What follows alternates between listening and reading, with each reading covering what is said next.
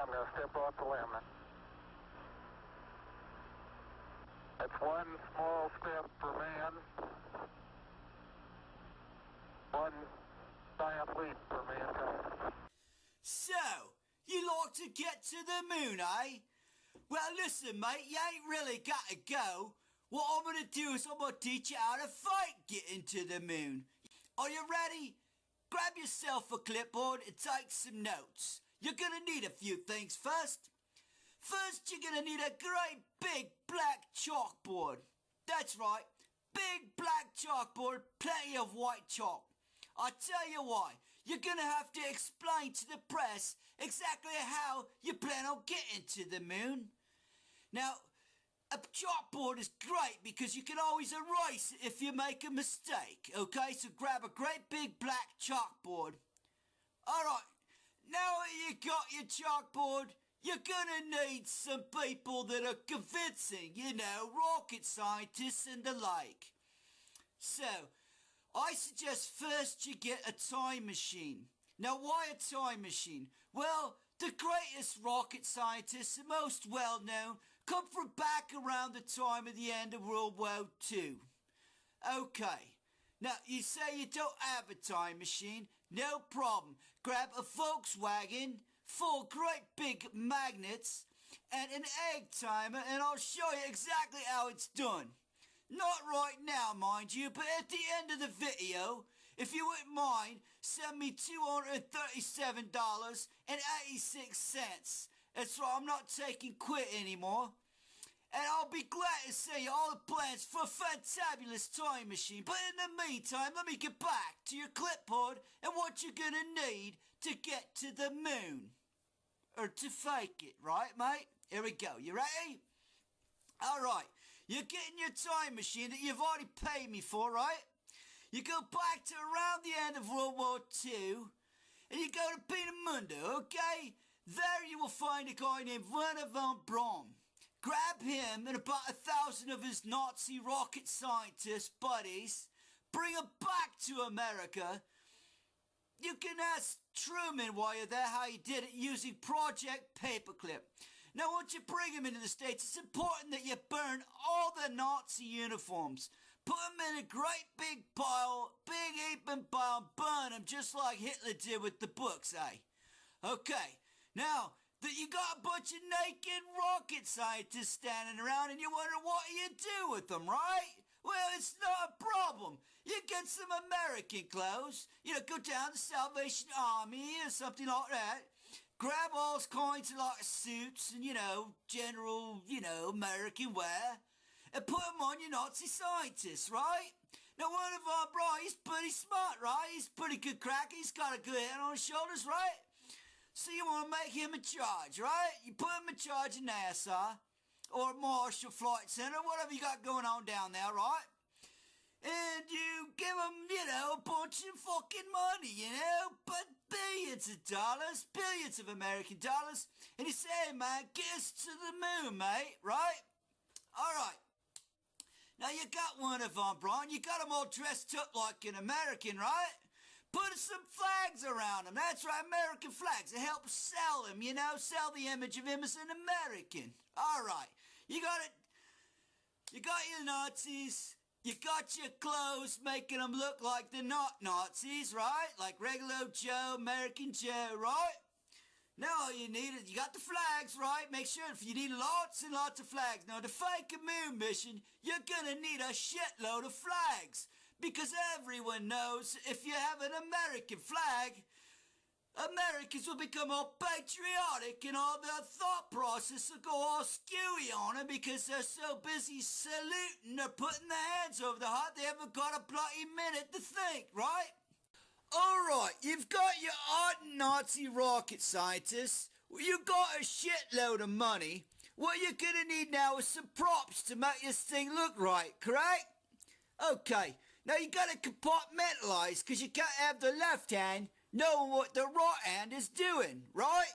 So you hire, say, Grumman, North American Aviation, and Boeing, and you give them some contracts, right, to make you some pieces of, you know, equipment for the moon missions.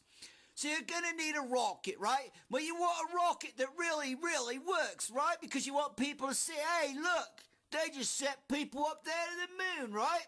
And remember, you got flags around because they'll be so busy saluting, they won't think, maybe there's nobody on the rocket, right?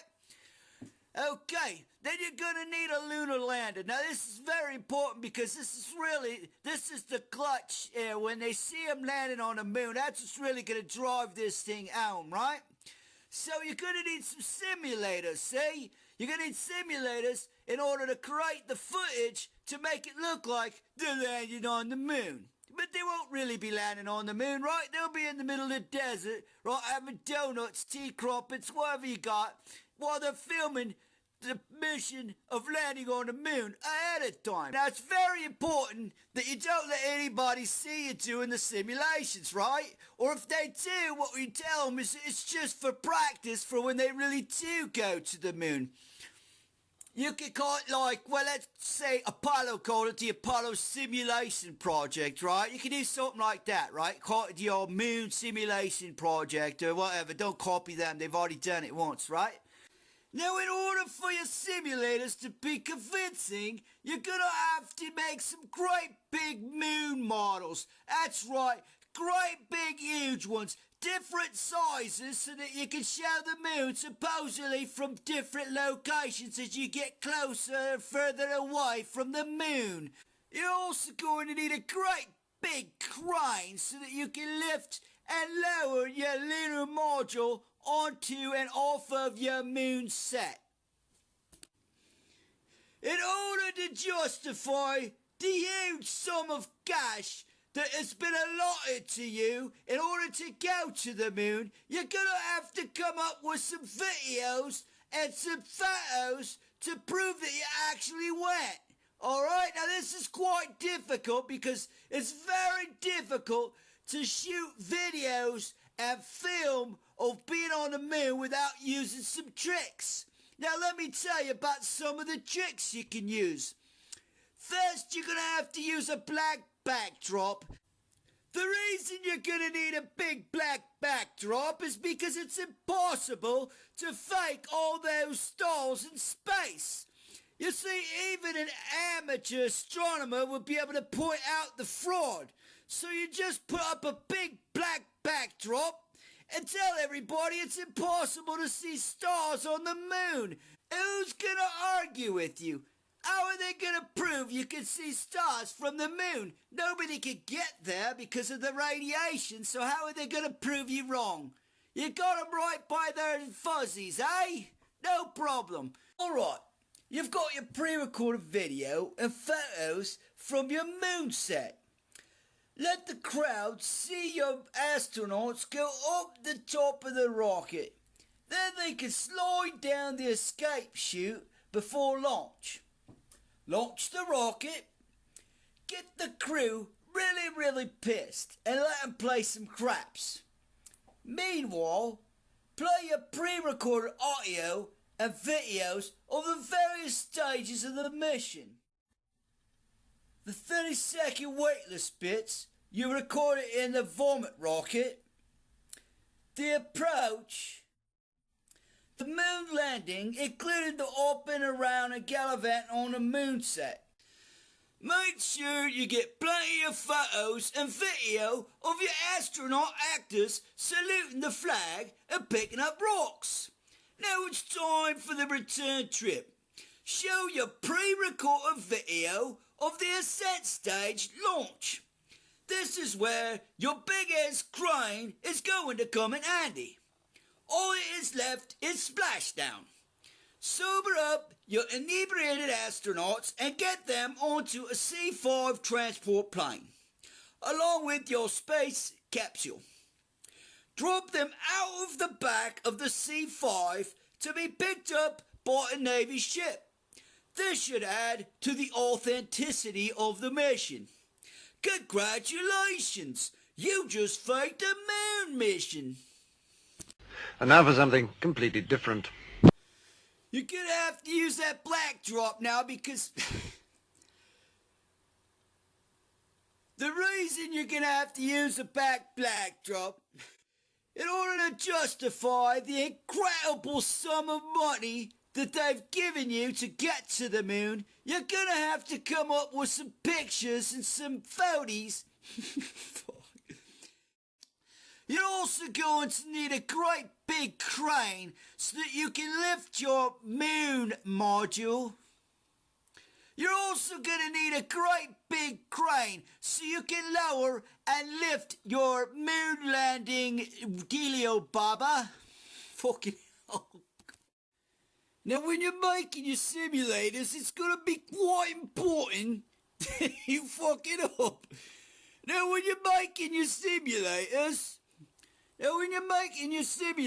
it's going to be very important that you make some live... Now, when you're making the simulators, it's going to be very important for the filming that you have some moon balls, some great big moon models. You have to make different sizes because you're going to be filming from different... Oh, fuck. And how are they going to argue with you, eh? Nobody could get to the moon to prove that you can't see stars from the moon. So you see, you've got them by the nullies, right? You got them by the crispy little critters right below the leggies, right? That's not right. I need serious help.